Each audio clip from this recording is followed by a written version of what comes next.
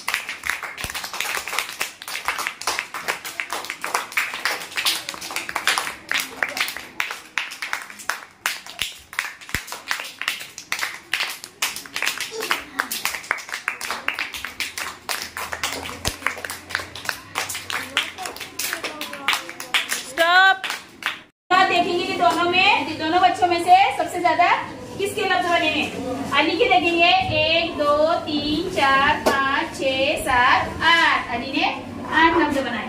तस्नीम ने 1 2 3 4 5 6 7 8। इसके भी 8 हुए हैं, लेकिन तस्नीम का एक लफ्ज गलत है, व र ग। इसलिए विनर कौन हुआ अपने गेम का? अली।